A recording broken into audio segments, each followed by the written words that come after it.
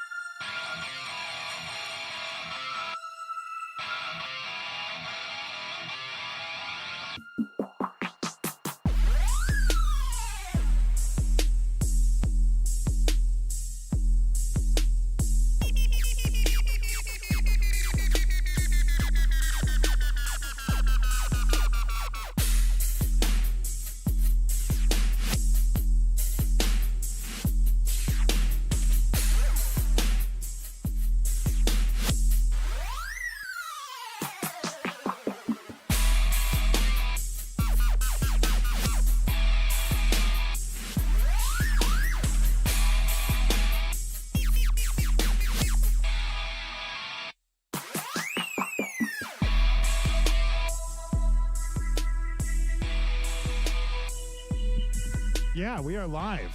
Check 1 2, check 1 2. Okay, so Ariana Grande got COVID during the Wicked for Good press tour. She was so sick, Tony Buzbee, that she could eat. Oh, what, really? Wow. I know. Have you seen the two of them? Yeah. They do not look healthy to me. I told my wife that some of the things they've said and done are pretty ridiculous. And she said, no, it's not. They're so sweet. They do seem nice, right? But like you were in school once, the theater kids were always the weirdest, for sure. Yeah. I mean, I had 2 theater kids, so I know it well. All right, well, I'm not going to dunk on them. But Tony Buzbee, easily the most famous attorney in Texas, arguably one of the most famous attorneys in America right now, and you won the case of the century. That was the Paxton impeachment trial. Mm-hmm. You destroyed the establishment. You created a lot of enemies in the process. It's a good story. For those that don't know who you are, if you don't know who Tony Buzbee is, you better ask somebody, but rags to riches story, grew up in Atlanta, Texas. You probably never even heard it. It's a suburb of Texarkana. A Marine, an Aggie, became one of the greatest trial lawyers who ever lived, and now you have a lot of enemies. Yeah. But it doesn't seem to bother you much. No, I'm like a duck on the pond. I don't get wet. No. I've interviewed you many times about specific cases, and, you try to get involved in local politics, and that really upset people, and I got behind you big time. I always felt like you would have ran this city better than a lot of other people would, but I've never just interviewed you about you, and so we were texting the other day, and I proposed that idea, and lo and behold, since it's a holiday week, you were available. Yeah. You're the most recognizable personal brand in Texas law. There was a tank in your front yard. The Buzbee logo is as recognizable in Texas as Whataburger is. Has it ever backfired on you? Yeah, but I can't sneak up on people. I used to. I could. People would underestimate me, and I could slide in there and really slam them. But now people see me coming. All right. So what's the one lesson from that journey, going from Atlanta, Texas, to having the biggest house in Houston that drives you in the courtroom today? How did you do that? Working hard. That's all there is to it. I wish I had some special sauce or some sort of secret code, but there ain't one. I mean, you get up every day and you do what you have to do, whether you want to do it or not. You do the right thing when no one's looking. You just do all those things you know that you need to do your job well, and that's what I do.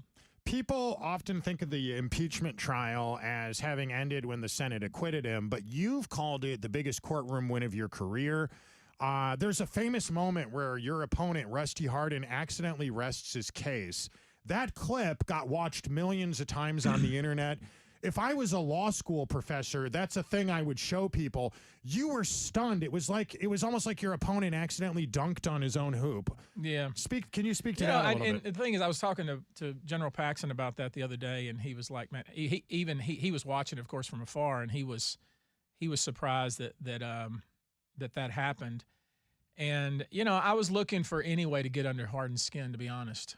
I was looking for ways to get under his skin and to really like put a nail in it. And I think that was one of those moments. Was it a big deal? Was it legally significant? Probably not. But like you say, a lot of people saw it. A lot of people watched it. And we, with all due respect to our lieutenant governor, who I think handled the case very well, when he issued that gag order on us early in the case, he really hamstrung us in a big way. And so, you had the Texas Tribune and the Chronicle and the Dallas Morning News and all these liberal outfits who were reporting on the case every other day, and every other day it seemed like something nasty came out. And so the tide was really against us, and I couldn't respond. They would call me because they have to and say, okay, we're running this story about this fact. And I say, where did you get the fact? And of course, we didn't get it from the lawyers, but of course, the state legislature and the committee that was trying to convict Paxton was just leaking things on a daily basis. So when I had that moment in the trial, I wanted to really, really dig in and to try to, because it was hard for us to try to change the public's perception of what was actually happening. I think that moment that you just referenced, the moment where Jeff Mateer, their first witness, just crumbled on the stand. I think Mitch Little's cross-examination, those 2 or 3 moments really turned the tide, and Twitter just went nuts. And, even the liberal press had to recognize that we were winning this. We were winning this not because it was fixed like they wanted to say, or the fix was in. We won it, straight up. Mitch Little, most people didn't know who he was before then. Now he's a state representative. Some people hope he has bigger political ambitions. What are your thoughts on that? I absolutely love Mitch Little. Mitch Little was always behind the scenes throughout the entire workup of the trial. He was the smart guy. Every group has a talker. Every group has a smart guy, the funny guy, the hot one, all of that. And he was, he's a Harvard guy. He's a smart guy. Sure. And he's the guy that kept detailed notes, that had spreadsheets and all that stuff. And every time I needed a fact or I needed something, I would say, Mitch, what do you think? And I became very close to him because I really relied upon him. And then at some point during the trial, when I assigned witnesses, I took about half for myself, and we didn't know who they were going to present, and half were given to Mr. Cogdale. Well, at some point, Cogdale decided, there's a few too many, and I'm gonna punt on some of these. Well, he punted on one of the witnesses that happened to be presented early in the case, and Mitch, being Mitch, said, I can handle it. And so nobody had any idea. I knew he was a smart guy. I didn't know that he had that kind of talent, courtroom type talent. And when he got done, I said to him, wow. I mean, that was probably one of the better cross-examinations, and I've done this a long time, that I've ever seen. And I think it was very critical to changing public perception and winning that case. And so after that was over, we were sitting there together as the votes were being cast, and they were announcing each article was being, failing.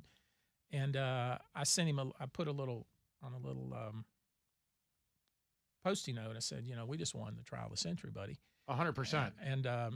And so we've been very close since then. And then when, honestly, when Ken Paxton decided to run for Senate, the first person that I texted was Mitch Little. And I said, Mitch, you ought to be our AG. A lot of people wanted him to run. I can't think of anybody that would be better at AG other than Paxton than Mitch Little. So why didn't he run? I think because he maybe personal reasons, maybe he was happy and it's he was just I think he's eventually going to be the Speaker of the House. I think I could see him as being our Speaker. But I think there's bigger things destined for Mitch Little. I really do. Some people speculate that the reason why we don't often have a House Speaker that's a conservative is because it's downstream from the open primaries. The open primaries give us very liberal Republicans, liberal leadership around the state. Paxton's a conservative. There's not a lot of statewide guys other than maybe Sid Miller, maybe Ted Cruz. And so because of that, it's downstream. All the moderate liberal Republicans work with the Democrats. And you think Mitch could get around that? I think Mitch is very persuasive.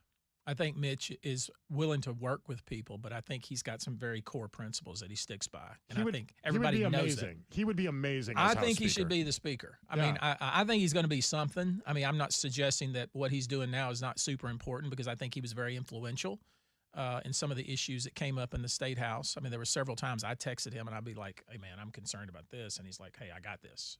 We're working on this. So that's one, probably, other than my friendship with Ken Paxton, probably the best thing that came out of that impeachment trial was my friendship with Mitch Little. Mitch is a cool guy. We had a viral moment on this show about a month ago where Brian Harrison and Mitch Little came on, and they both expressed, consenting different opinions on the Robert Robertson case. You're familiar with this. I'm sure you know about it. Mitch came on. He explained his case. Brian came on. They both had two different positions. Mitch thought this guy is guilty, deserves to be executed. Brian thought innocent, let him go. I have never seen something divide our audience before like that. Really? With the impeachment trial, everybody agreed with you right away. In fact, with the Ken Paxton impeachment trial, for us in, so-called independent media, podcasters, talk radio, bloggers, we were able to report on legitimate facts that the Chronicle, the Texas Tribune were simply not telling people. As that trial was going on, were you looking, that trial made us look way more legitimate, and it made the mainstream media around this state look like they were hacks. I was watching. I was watching. People were like busting my balls about it, but I was watching Twitter real time most of the time. If I wasn't speaking, I was watching Twitter. Yeah, and I was seeing how things were trending, and I was criticized in some respects by my own team. By some people on our team, like, why are you talking about this? And why are you talking about that? And certainly the other side was criticizing me because I was talking about Bush and I was talking about things like that. Right. But I knew that those were the things that people cared about, and that people saw the bigger picture of what was going on. There was a real battle in the legislature about who was going to be in the Republican Party, who was going to be in power. We're going to stick with the old Bush clan. We're going to go with the John Cornyn's of the world, the people that the country club Republicans that have been there forever, that kind of get along and really don't have any values, and they're willing to shift, like standing on sand. Yeah. Are we going to stick with are we going to go with a new blood, like people who, look, we're drawing lines here, and we're not going to cross those lines, and we're going to do it because we're going to try to save Texas here. Otherwise, we're going to be any other state. And I think the people that was my audience. Yeah. That's who I was talking to.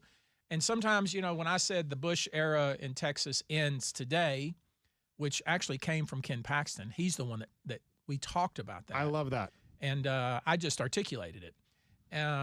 You said that at a West Houston conservatives meeting when you were running for city council, and it really upset this older woman who used to play cards with Barbara Bush. Do you remember that? No, I don't remember that, but I know that I routinely see some of the Bush family here in Houston, and I always think to myself, I wonder what they're thinking about me. And the good news is I really don't care. Yeah, that's it, dude. You're the new right. They're the old right. Hey, to those of you listening on the radio, quick break with Tony Buzbee. We'll be right back. If you're watching us live streaming, don't go anywhere. The show continues seconds from now. We're not passive-aggressive. Like some people we know, this is Kenny Webster's Pursuit of Happiness.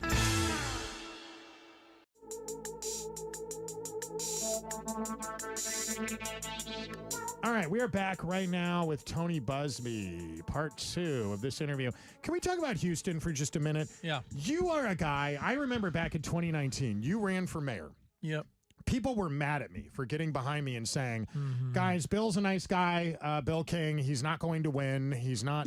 The new right is populism. The new right is classic liberalism combined with libertarianism, combined with a little bit of protectionism. 5 years ago, everybody thought I was nuts for making that point about local politics. Now everybody seems to agree with that position. Yeah. Look at what's going on now. Republicans getting behind Whitmire. Republicans getting behind Marty Langton. You were kind of the precursor to that, and those guys are your friends, right? Yeah. Do you ever see yourself trying again? I mean, if you hadn't done that, I don't think those guys would have any success. It's small consolation, but I think you're right. I think when I ran for city council, I think that's what probably put Whitmire over the top as well. And I've been a friend of Marty for a long time, and I think Marty has the right mindset to lead a county like Harris County. And as far as Whitmire goes, I've been really impressed with Whitmire, and that's going to drive the left wing of this city crazy. But he's doing it. He's got a lot of constituencies to deal with. Right. But what I like about him, he's always focused not on the politics of it all, but getting things done, which is what a mayor should be focused on. Right. Everybody thought the bike lanes would prevent hurricanes and make people feel good. But all they did was prevent ambulances from getting around in the city down tiny streets when people were having heart attacks and women were giving birth. I mean, bike lanes are great, but I'd rather an ambulance be able to connect to the inner city and get someone to a hospital. It's more like, we're going to have bike lanes. Everybody's going to ride bikes, and we're never going to burn fuel again, and we're going to save the planet by putting in a few bike lanes. I mean, it sounds kind of like that Mandami crap up in New York where, where everybody's going to ride free buses, and everybody's going to get this and everybody's going to get that. And at some point, who's going to be paying for all that? And, where's the common sense behind it? And so I'm glad Whitmire is the mayor. And, I think he's done a masterful job. He voted against me in the Paxton case. Yeah. He voted against me. But I remember when Perry was indicted a long time ago for issuing a veto, I was driving back from College Station on some other issue, and Whitmire called me and told me, I think that case is bullshit, and I'm glad you're representing him. And right. And so I've known Whitmire a long time, and I think he's been he probably wouldn't tell anybody we were friends, but certainly, I've been very happy with his performance because it could be a lot worse. Look, you're not like some right-wing extremist. No. You're not some far right, Tea Party. You're very much in the middle, but the political spectrum shifted so much that people were on the near left are now on the near right. Yeah. 20 years ago, I was a libertarian. I tell dirty jokes in comedy clubs. Nobody would have ever thought I was a social conservative. But now people like you, people like me, people like John Whitmire, Elon Musk, Marty Langton is a union leader. Yeah. Tulsi Gabbard. RFK. Who would have thought we'd all been together now? Right. Who would have known it? I mean, I started out as a Democrat because I was really pro-union and pro-worker. I was always pro-worker and pro-access to the courts. My dad was a union guy. He cut meat for 43 years as a union meat cutter. And guess what? The company went out of business. He lost his benefits, and he was and found himself in his mid-50s at a new job with no benefits. So that kind of, that resonated with me. So when I went to, Texas A&M and I went into the Marine Corps, I didn't have any way to pay for college. Marine Corps was my way. And, I carried that along with me. And so I'm going to represent workers. I'm going to help workers. I'm going to help people that don't have a voice.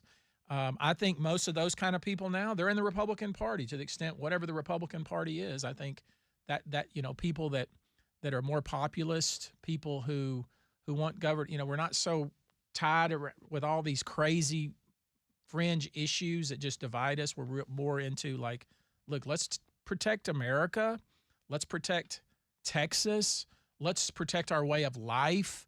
Those things I think people care about and resonate. And so I don't care where you started. I mean, there's a place for you in that, whatever that group is ultimately going to be called. Is it America First?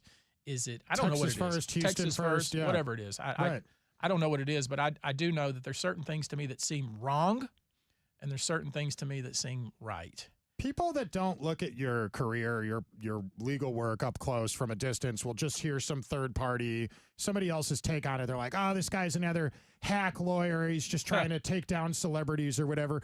But you're a guy that gets offered deals going after giant corporations, billions of dollars on the line. You don't have to take these cases where you go defend people that are getting preyed upon, No. Victims of sex predators and stuff. You've been involved in some high profile cases. Some people might think, oh, those are the kind of cases he takes because he's, that's all he can get. You take those cases because you want to. Am I correct? Yeah, those are not where I make my money. Right. I don't think people understand that. That is not where I make my money. I have 25 lawyers, and we're ginning. We've generated $750 million so far this year, and it ain't from those kind of cases. Right. I take those kind of cases because I have still, even after all these years, I still have a chip on my shoulder. And when I see a situation where it feels like that somebody's being bullied or somebody who has power is using that in a bad way, yeah, it really something deep inside me, it moves me to try to get involved in that. And I mean, and it sounds a little bit weird, but the same thing with the Paxton thing. I thought the Paxton thing was a situation where you had these people that thought, oh, look what we're going to do. We're the people. We're the chosen ones. We're going to get rid of this Paxton guy. We don't like the way he operates. We don't like this. We don't like that. That moved me. Maybe I see that in a lot of the cases that I deal with. But with the BP case, I had a running gun battle with BP for more than 15 years. With these Diddy cases, the same thing. With Shannon Sharp, Chris Brown, a lot of those kind of cases, it's where people are getting what I call a little too froggy. I love that. They think they're a little beyond where they can be touched. And right. I'm here to tell you, I can touch you. Yeah, we'll touch you. Okay, can we talk about Trey's Law for a minute? Yeah. Mitch Little, we were just talking about Mitch Little was talking about this on X the other day. I can't even believe there's a need for this, but there's a need for it. We live in a country where sex abuse victims signed NDAs, non-disclosure agreements, didn't understand what they were signing. Mm-hmm. I'm not a lawyer. I don't it's complicated. When you're downloading Apple software, who reads that whole thing before they click accept? Mm-hmm. And that's kind of what happened to some of these people. There are cases in the past of people signing NDAs, becoming victims of predators, and not being able to defend themselves or go to law enforcement. And now you and Mitch Little have become advocates against that. That's why Trey's Law exists, right? Yeah. I mean, it and there's two different situations. There's the situation that gave rise to Trey's Law, which is where somebody's being taken advantage of and being silenced. Right. But there's another situation that is quite different. It's when you have somebody who's been abused but is lawyered up with a good lawyer who does not want to go through the trauma of pursuing, of doing that in a public court system, but the abuser or the alleged abuser wants to resolve this, maybe apologize, maybe do other things, maybe pay consideration, pay a lot of money, in fact, but they won't do it without an NDA. Right.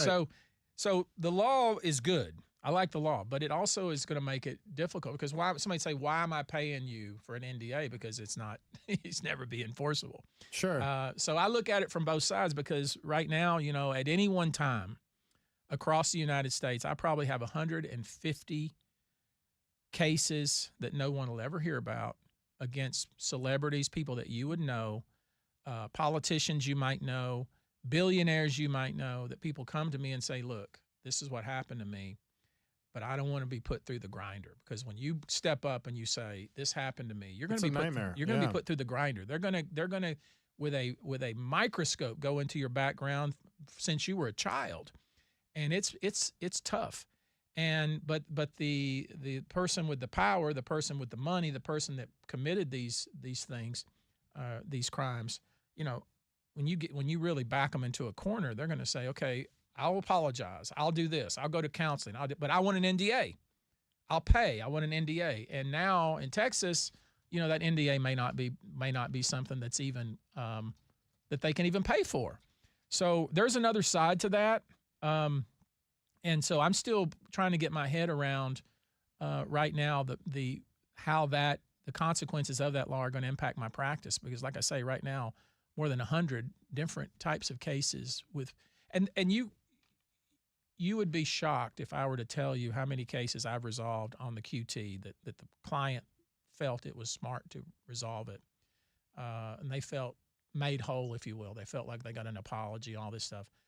That NDAs have been signed in the city with people that and now those NDAs may not be enforceable. How interesting that it ends up like that. Yeah. So the big news right now, obviously you can't say who it is, and I'm not going to try to make you. I want you to win the case, but there's somebody in Austin who claims to have been a victim of somebody at a very big lobbyist group, and it's my understanding this is a lobbyist group. Anybody that's into Texas politics would know. I don't want to get you. Well, the Travis County court system and the district clerk's office, like many across the state, are kind of slow. The case has been filed, but it hasn't been processed. And so until it's processed, I probably won't comment on it. But I have a little video that I'm going to release once it's confirmed that the case has been processed and it's been file stamped. Because once it's file stamped, then it's official, and I can talk about it without somebody suing me for defamation and that sort of thing. But I will say this: there are a lot of unscrupulous people, mostly men. I mean, I've had cases where there's women, but mostly men who get in a position where they start feeling their oats, if you say, or I say, getting a little froggy. Sure. And they think they can do whatever they want to do. And I am very proud of the fact that when I get a call, it's because people feel like I don't have any other place to turn, and I don't know what to do. And I need somebody to help me, and I need somebody that when I say you're representing me, they all of a sudden change their tune. Right. That they're no longer a bully. They're no longer abusive. They're no longer talking smack. You bully the bullies. Now all of a sudden they're like, okay, how can we get this resolved? How can I make this right? That's what I like. I had a client a long, long time ago from Mobile, Alabama, who I got him. He was hurt offshore. I got him some money. He was an African-American man from Mobile. He was a blue water seaman, worked on a vessel. And he got his money, and he went to a Cadillac dealership. I won't say who it is, here in Houston. Okay. In Alabama. All right. And they wouldn't even get out of their chairs to come even show him the cars. He was walking around looking at the cars. Usually, these people are like vultures. They're just on you. Not with him. They were just kind of like he's a nuisance. He ain't going to buy no car. Get on out of here. So he felt very disrespected. He called me on the phone and he said, Tony, they wouldn't even come out to show me a car. I said, look, bring yourself over here to Houston. I'll call somebody and you'll go get yourself a car. So he goes and buys himself a Cadillac. I wouldn't advise it, but this is his one time in his life where he felt, I'm on top of the world. He drives it all the way back to Mobile, drives back to the Cadillac dealership. I like that. Yeah. See, I like that. Giving somebody their comeuppance. Giving somebody a little bit of power, a little bit of stroke that they didn't have otherwise. And so there's something about that. Maybe I still have that chip on my shoulder. Maybe maybe I still have that, but it's not about money for me. Sure. How could it be? At this point, you've got more money. You have more money's got to be boring to you at this point. It's not about money, and I hate to say that because I know there's people watching like you jackass, but for me, it's more that. It's more like when somebody comes to me and like, I'm getting completely disrespected, I'm getting abused, I'm getting taken advantage of, and I need somebody to square that, and that's what I like. And sometimes that doesn't mean there's going to be a lot of monetary compensation. That doesn't, like I say, these kind of cases typically, they're not going to pay the overhead, but they do something for me. It's the right thing to do. It feels right to me. Sleep better. Yeah. But you and I both know. I mean, you watch the news as much as I do. You are a news junkie. For every woman out there that gets preyed upon, there's some woman out there that was just disappointed in a relationship and was That's the hard part. I'm going to ruin this guy's life. That's the hard part. And that happens pretty frequently too, doesn't it? You got to be careful when you're in my business. You have to be very careful that somebody's not using you as a pawn. How do you know? Ultimately, you go with your gut. You run backgrounds on them. You have multiple people talk to them. You collect the evidence they have, and you have to ultimately make a judgment call. And you've probably had to say no to cases before. 99%. 99% of cases. Wow. 99%. That's incredible. Yeah. Oh no. I mean, we may get 100 calls a day. We may not get one case out of those 100 calls. We may get thousands of calls a month. We may get 10 cases out of that. So. And a lot of these people that call never make it to me because ultimately I have to make the decision because I have to put my brand on it. All right. Well, I love all those answers. Let's do a lightning round real quick before we get you out of here because I know you got a big thing coming up. Best steakhouse, go. Here in Houston, it's Papa's outside the Loop. Okay. What about in the Loop? Downtown sucks. That's right. Sorry. I mean, they need to be more consistent. I love the family. But there's a marked difference between the Papa's outside the Loop and the one downtown. The one downtown sucks. Interesting. And which is sad because a lot of the people that come to the city and they're going to Papa's, they're going to the wrong one. All right. The other day, Tillman's a client of mine. He's a good guy. I like Vic and Anthony's. I like Mastro's. I like Doris Metropolitan. But I went to Mastro's the other day and had their Wagyu ribeye, and I thought, man, I was surprised. It was really good. Sure, but I'm still going with Papa's. Papa's is classic, and it's awesome. Outside the Loop. Tex-Mex. Oh,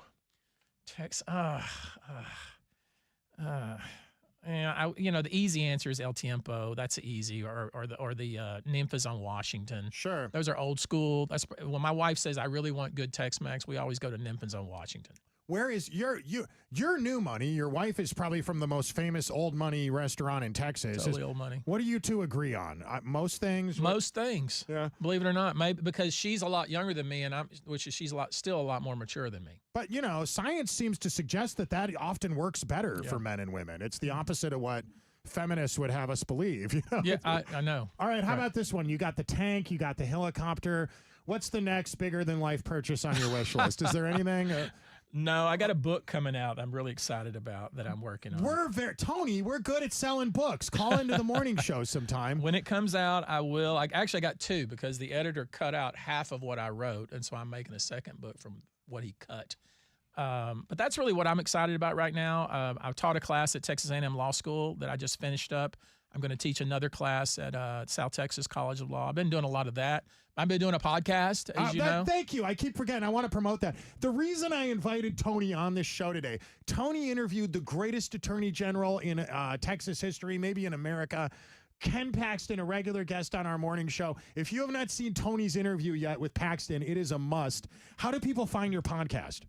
It's just at Tony Buzbee. Yeah. It's on YouTube. It's on all the platforms. I did Paxton. I try to ask, I know we all try to ask different questions. We always try to I want to ask the same thing people have asked. But, I like to ask people about spiritual things. I'm very interested in like somebody like Paxton, who I was in the trenches with that man, and he never sweated. I mean, and he didn't hide it from me. He just didn't sweat.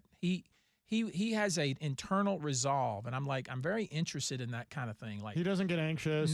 No. I wish I had that. And I'm just like, okay, how is that? And then so then you have to start exploring spiritual things. And so I had Rick Perry on I haven't released it yet. And you know, he wants to talk about ibogaine. Obviously, ibogaine is Conor McGregor just did ibogaine, and a lot of the vets have done ibogaine that helps with PTSD and brain injuries.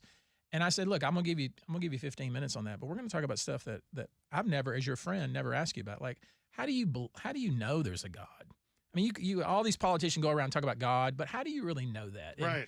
And you know, try to ask things like, so I can get a better understanding, because it's one thing to believe God exists, but how do you know? Yeah. And you know, and what has it done for you? And so I'm going to have some interesting people. I'm going to try to get Joel Osteen on and ask him about God. That would be an interesting interview. Tony Buzbee and Joel Osteen. I'm going to try to get Marcus Luttrell and talk to him not about all the things we've heard about Marcus and his fabulous things that he's done and things he's doing, but things we haven't heard about him, because he's a friend and I know him pretty well, and I've been in the trenches with him as well. But people like that, asking them questions that they typically don't get asked, and not telling them what the questions will be. And, you know, sometimes you get some good stuff that really help people. And, you know, look, you know what we do for a living here. There's always the questions I want to ask and the questions I know the audience wants me to ask. And so I always try to balance between. That's never easy. One more question for you. And I know this is a question everybody asks you, but I have to ask it because I know people are going to want to hear the answer. Everyone's always asking you for advice for young lawyers. I would imagine that's the advice you'd give to anyone in any career, isn't it? Yeah, and it's the same advice. And you know, I usually do this big production. I build it up like I'm getting ready to tell them the secret of life, but unfortunately, it's hard work. That's it. And so one of the things I do with my lawyers is I will send them on like a Friday at 2:30. I'll say, hey, I need some help with X, and I really don't need any help. But I send them that, and then I wait. And then you have some of the lawyers that send immediate response. Hey, I can help you with that, Tony. Sure. And you have some that send something Saturday, and some Monday when they get to the office, and some Tuesday afternoon, and some never send any response back. And that gives me a real barometer of who's engaged. The litmus test. And I do that often. And you know, ask for volunteers. And all that goes back to the law profession is a calling. And so if you really are engaged in that, you know, you didn't just fall off a turnip truck and go to law school. You probably had some idea about you wanted to do something, and for some reason. Well, you need to know what it is. And so what I will tell people is, young lawyers, is like, there's 1.3 million lawyers in the United States. Yeah. Why the devil would anyone choose you? And if you can't answer that, hit the door. Because you should be able to say, here's what I bring to the table. And the truth is, most people flail through their lives without the ability to answer that question because they never even thought about it. Like, what do I bring to the table? And so that's what I try to force my people and young people to think about. And they may not have that quality now, but they should be working towards it. Yeah, there's a lot of talented people who never work hard enough. And there's a lot of people with very little talent who work very hard. I may be one of them. I know, me too. It's like I may be one of them. I have average intelligence, but I will get up every morning at 4 a.m. and I've been doing this for 20 years, and and it's working. And it worked, yeah. Tony Buzbee, man, there's not a lot of lawyers I look up to or even respect, but you're one of the good guys, dude. I'm glad you're on our side. Absolutely. 5 years ago, 6 years ago, I called it. I was like, the political evolution of Tony Buzbee is going to fascinate people. You did not let me down, my brother. Thanks. Awesome, man. Subscribe to his podcast right now, guys. Check it out. We have a lot of podcast subscribers. I want to see everybody subscribe to Tony Buzbee today. You're listening to KPRC Radio. Don't change the channel. Our doctor told us the pills we took were just a placebo, but he must not know what he's talking about because, man, those suckers worked. This is Kenny Webster's Pursuit of Happiness.